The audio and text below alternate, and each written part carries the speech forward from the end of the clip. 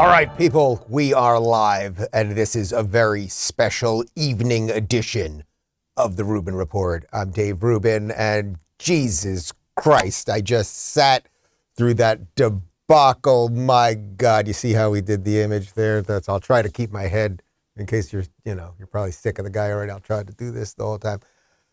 What was that? Every word of it was just an endless lie and obfuscation of the truth, and to do 45 minutes before you got into COVID and to watch all these geriatric people hug and kiss and not socially distance, and just the hypocrisy, the endless bullshit, all of it. Like, Jesus.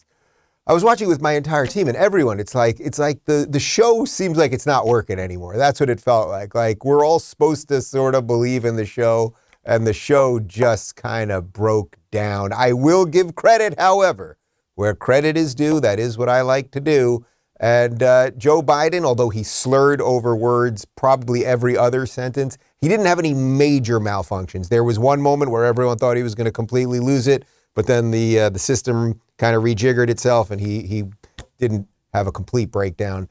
But whatever they inject him with, or they put Adderall in his Metamucil, or whatever they do, that kind of worked. And, they had a lot of makeup on him, and he looked tan and all that good stuff. So, look, we're just going to roll through some of the clips, some of the fumbles, some of the quasi-sensible statements that he made, I suppose. But the overarching thing that just happened of, this idea that we're going to talk about war for the first half hour. Basically, we're not getting into war, but here are all the reasons that we might get into war, and that we didn't talk about COVID until the end, and that it's just over. They're just doing it. They're doing it right in front of our faces. It's just over, folks. It's over. They're saying it's over, and we're on to war now, or we're on to not war, something like that. Anyway, I do hope that you are drinking something, or at least were drinking something during some of that. If you were doing shots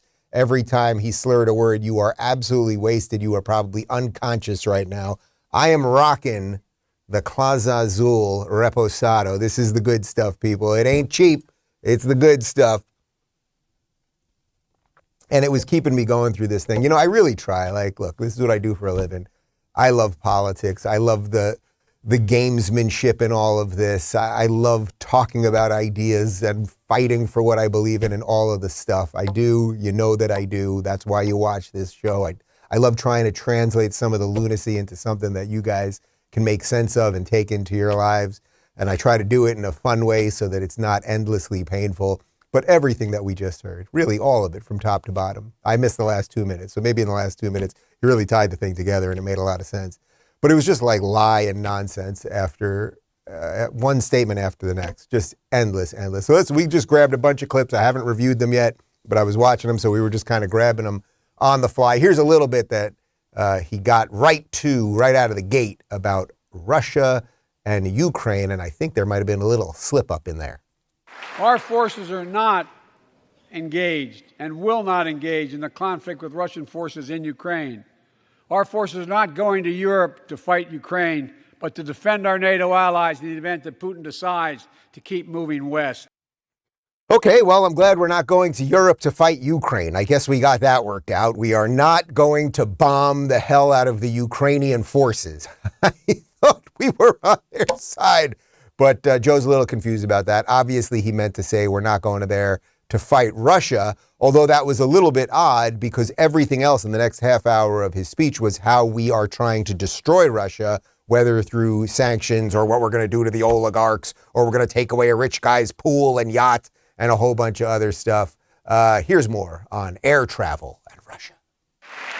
The United States Department of Justice is assembling a dedicated task force to go after the crimes of the Russian oligarchs. We're joining with European allies to find and seize their yachts, their luxury apartments, their private jets. We're coming for your ill-begotten gains. And tonight, I'm announcing that we will join our allies in closing off American airspace to all Russian flights, further isolating Russia and adding additional squeeze on their economy. We're coming after their yachts and their ill-begotten gains. Joe, oh, my other side. You see this lady? Pretty sure she's got a couple yachts, and she definitely has ill-begotten gains. So you better be careful when you talk about the oligarchs, the people who have profited endlessly off the taxpayers. You're talking, of course, about the people in Russia, but they're doing it right here at home. There she is. Nancy, by the way, did keep her dentures in for the entire talk, unless I missed it in the last 2 minutes. It was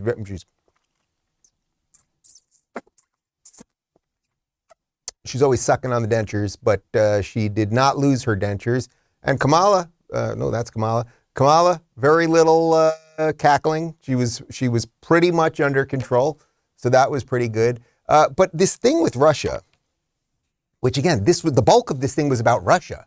Until 3 days ago, or say 5 days ago, how much of your life, you person watching this right now, how much of your life was really being affected by Russia? But we just did 75% of a State of the Union where all we talked about was Russia and what we can do to oligarchs in Russia and the mean man who's running Russia. Now, I'm not defending Putin, and you can't just invade other nations and all of that stuff, and you shouldn't be killing innocent civilians, et cetera, et cetera. That all goes without saying. But this was the State of the Union of the United States. The purpose of this is to say, here's where we're at, here's where we're going, here are the policies we have in place so that Americans can prosper. And mostly this was saber rattling about Russia. And it was also bizarre because even though he said, we're not going to bomb the Ukraine, right? We're not going to bomb Ukrainian troops and things like that. And even though he meant to say Russians, it's like, well, at the same time, Joe, you basically threatened them for a half hour. So what do you think Putin's takeaway of that thing was? You know, if you just understand basic game theory here, and you don't like what Putin is doing, and we're laying some sanctions, and they're going to maybe kick Russia off the SWIFT financial system and all of those things, Putin needs an off-ramp, right? He needs some way, if you don't want to go to nuclear war, because the guy's got nukes, if you don't want him to just feel that he's completely cornered, has to do something nuts, you have to give him some off-ramp. And that speech was extremely threatening, actually. It sort of, I think the way they try to make it come off is that Joe's being nice somehow. And he's really, he's just fighting for democracy, and we're doing all these things that we're going to take away their yachts in the name of democracy. But that's not really the way I think a guy like Putin may take it, or if you were just really listening, like it was a pretty threatening speech. And again, what does this have to do with the State of the Union of the United States? What does this have to do with how much money you have in your bank account or your roads or anything else? Now, look, he did get to some of that stuff later. And in most cases, notice he meant nothing about tax cuts, really. It's always, the rich have to pay their fair share. Yeah, they pay, the top 1% pay something like 55% of all taxes. So, okay, who decides what their fair share is? And it's all just that the government, guys, if the government just needs more of your money, after 2 years of COVID, and he was very proud. What was it, 6.5 million jobs? Is that what he said? I think it was 6.5 million new jobs this year. Most all time, something like that. It's like, dude, do you remember what happened the year before when you locked all these people down and forced people to leave their jobs and not go to work and everything else? And these clowns, these seals, clapping for everything. Here's a little more on Biden and taxpayer dollars to rebuild America. And tonight, I'm announcing that this year we will start fixing over 65,000 miles of highway and 1,500 bridges in disrepair. And folks,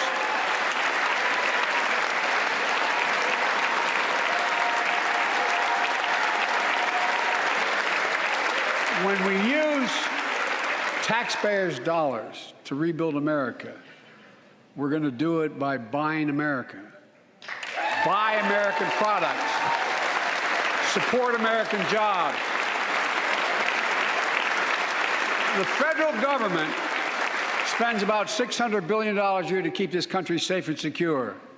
There's been a law on the books for almost a century to make sure taxpayers' dollars support American jobs and businesses. Every administration, Democrat and Republican, says they'll do it, but we're actually doing it.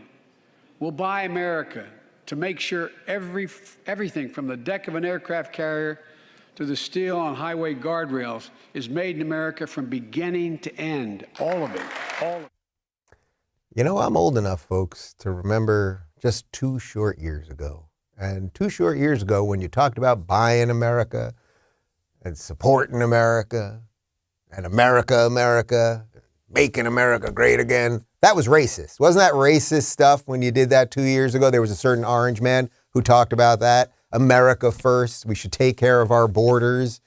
We should take care of our economy, look after our people first. That was all thought of as racist stuff. And now they just repeat it, and these clowns clap for it. Speaking of clowns clapping, there was this funny moment with Chuck Schumer when he accidentally clapped when he wasn't supposed to clap, and then he realized he was clapping. He was pre-clapping. Rescue plan. The American Rescue Plan helped working people and left no one behind. Are they robots? Like, are they robots? Is Chuck Schumer a malfunctioning robot? And these old bastards, and I don't mean that to be ageist. I hope I get old one day. But these old mother effers, see, I did it, guys, with tequila, which is not easy to control the F-bombs on tequila, who did all of this abuse to children, who dare show up there. And as I said earlier, the hugging and the kissing each other, and they applaud like seals. And it's like, it's a bad script. It's like writers of this horrific Truman Show we're in. Can you get new material or something? Although I'm a little afraid what new material will look like, because that'll probably involve a war.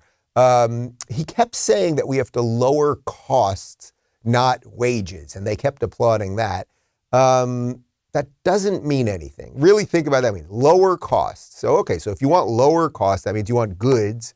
You want your bottle of Claus Azul tequila, your glass from CB2, and your fancy ice maker that gives you the big ice cube. You want those things to be cheaper, right? So lower costs. Now, how would you lower costs? You would lower costs by lowering the expenses that businesses have to make products, right? That way, which in essence means that if you cut taxes, then they can buy things more cheaply. They can afford to pay their employees more so they have more money. And that's basically what keeps the economy going. Lower costs, not wages. It's nothing. It's just words that he puts together and they all applaud it. Lower costs, not wages. Well, if you lower taxes, then you will lower costs. If you lower taxes, then you will raise wages because companies have more money to pay more people and give bigger bonuses and hire more people and everything else. Everything they just say is nonsense. And then the other one, of course, and it's like, man, if you're a parent after 2 years of COVID and sending your kids to school to be abused and brainwashed into critical race theory and the rest of this woke nonsense, when they talk about cutting the cost of childcare, let's put the cost side away. What he's saying is we want more of your children in government-run schools to learn that boys are girls and girls are boys and racism is good and white people are bad and all of the rest of the nonsense. Why would you be listening to that and going, oh, that's just wonderful. I can send my child to a brainwashing center even cheaper. And then later he also said, and I know some of you have children under 5 and you want your child to get vaccinated and the scientists are working on that. And it's like, yes, okay, that really is making a lot of sense. There was a study out today, I hope I'm loosely quoting it correctly, that for children 5 to 11, the vaccine is basically 12% effective. Please fact check me on that. Media Matters, losers, I'm sure you're watching. It was roughly right. Like who? I just can't imagine. I honestly cannot imagine how you could be a parent 2 years into this thing and you're sitting there listening to this nonsense from Joe Biden and then you're excited. Oh my God, we're going to not have to pay as much to send our kids to the brainwashing center where they're going to then get injected with the stuff that the scientists who lied to us about everything are going to do and the whole freaking thing.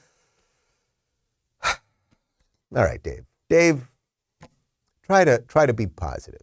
Try to be a little positive. Was there anything in there? I guess I could throw to some locals comments while I try to think of anything, roughly anything in there that made sense.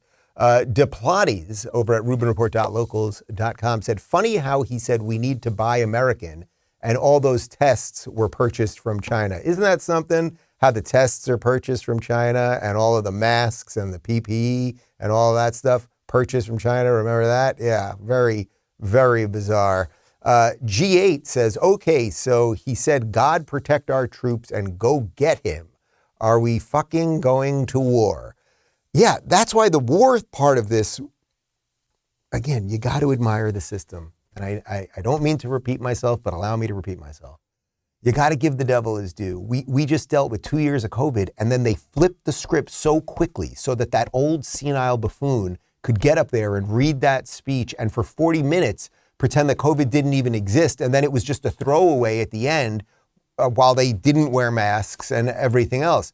Are we going to war? I don't know. I have no idea. To me, that sounded like a war speech. It wasn't a war speech like, we're psyched to go to war and we're going to invade your country and everything else.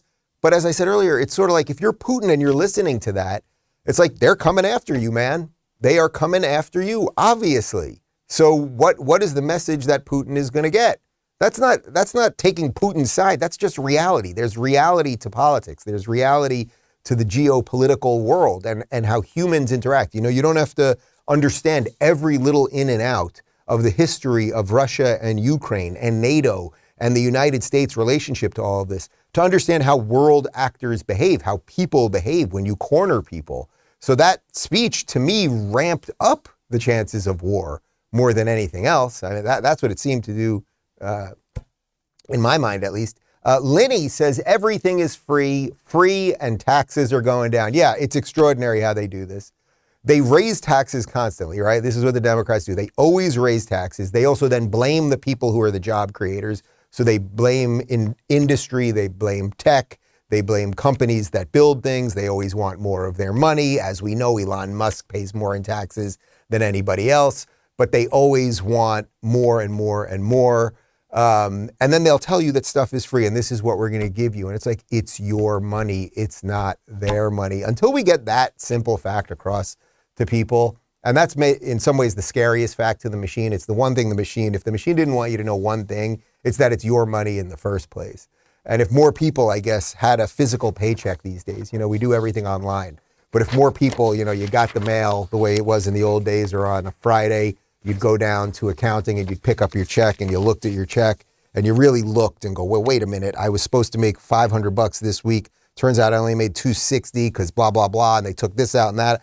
You might start going, well, where is all this money going? And then, you know, okay, we're going to, what did he say? We're going to give $1 billion to Ukraine or something next week. It's like, I don't know, could we maybe use $1 billion around here? Perhaps money that we don't have anyway, since we don't have any money. We're a debtor nation. That's what we are.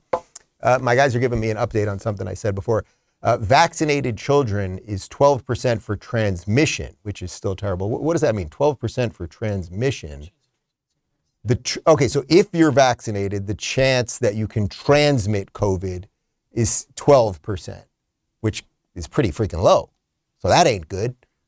Yeah. Do you get it, guys? Do you get it? We have just been bludgeoned over the head with this lunacy. Should we throw in anything else with locals? I think I've made the point. I know this is a short live stream, but I think I've made the point tonight with these people. Yeah. God, I don't know what to do. I need to sleep on it, really. I need to sleep on, like, what are we supposed to do to make some sense out of this? Like, so many people, you're going to watch the mainstream media be rooting for war now. You could already feel it, but now there'll be this sort of march to war. They're just going to stop talking about COVID. They're going to blame the people who shouldn't be blamed. It's very bizarre. But I don't want to end on that solemn note. I want to end with something funny. So right before we started the stream here, I saw this video. It's actually absolutely hilarious. This is in local news. I think it's from today. Take a look. It's not clear what may have been taken, and no arrests have been made. A 71-year-old man is accused of inappropriately touching a 12-year-old girl at the Walmart in West Mifflin Sunday afternoon. See? So it wasn't a total bust tonight. We at least got that.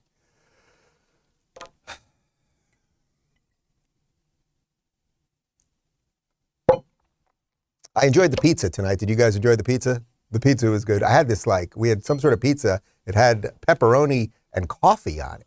Really delicious. Really delicious. So look, Biden could say, oh, that's not American made. I don't know. We bought it in America. I don't know where the recipe was from, but I'm still a damn good American. And so are these fine gentlemen. Thank you for watching. We're back tomorrow, 11 a.m. We'll try to get some more clips of what happened, I suppose, or we'll just maybe move on. You want to just maybe move on?